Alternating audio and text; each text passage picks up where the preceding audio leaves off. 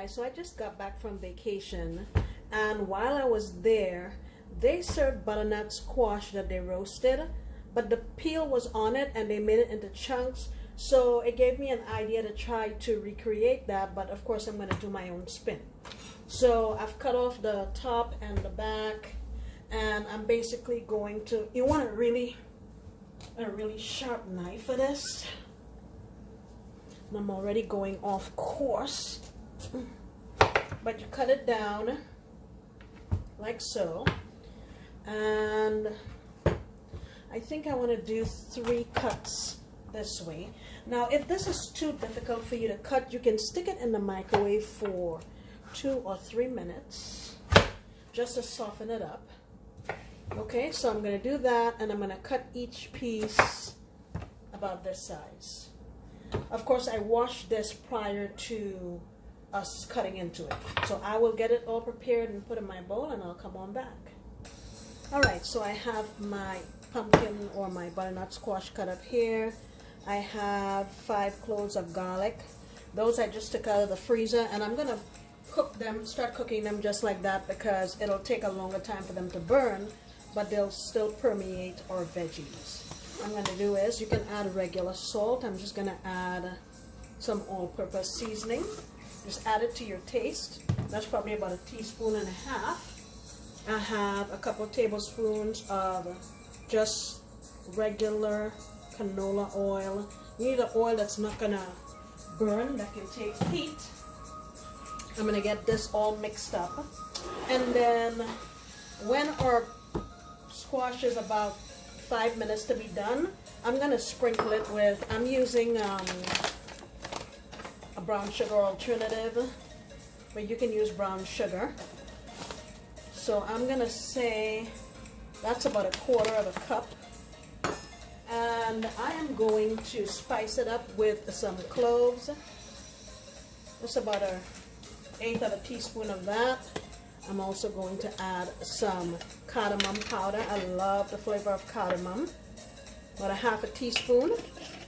And I also want to put a little ginger. Let me grab my ginger. There's my ginger. And I add about 1/2 teaspoon. Okay? So we're just going to get this mixed up and ready for when it's time to do it at the end. So that's ready to go. Look how simple this is, guys. This is a great thing to switch out from regular sweet potatoes or squash for your the holidays. I'm adding a little black pepper here, about 1/2 teaspoon. Give it a good mix. Mix everything up, mix. And today, since it's a small batch, I am using my air fryer. But you can certainly put this in your oven at 400 degrees and cook it for about, I would say maybe about 40 minutes or so, but test it.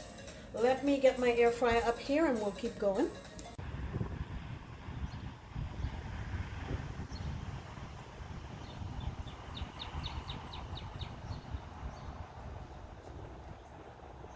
Okay, so I have them here in my basket. I'm going to have to do a second batch because there are too many to put in here. So they're going into my air fryer. And I'm going to start with, I'm going to say 350. I'm going to do 350 for, let's say 10 minutes. And the reason I'm doing that is because I want to be sure that the squash actually cooks before we start getting some color on there.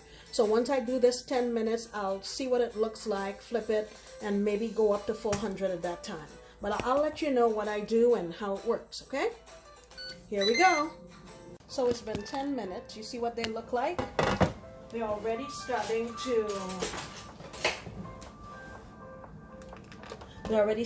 to get a little bit tender.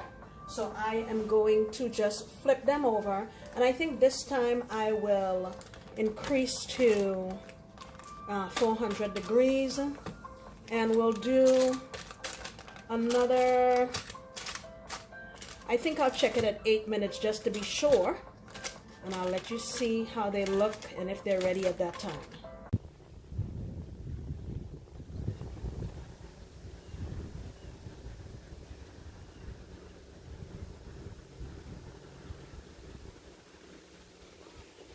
Alright guys, so I stopped it at 7 minutes, and there is my sugar mixture, and I'm gonna add about 2.5 tablespoons of butter, and I'm gonna get that all mixed together, and that's what we're gonna kind of crumble on to our squash.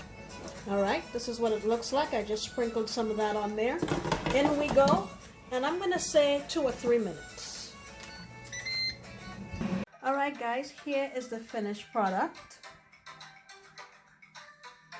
And let me tell you, it will be a great addition to your holiday table. The flavor profile is a little bit different, but it'll complement your holiday meal really well.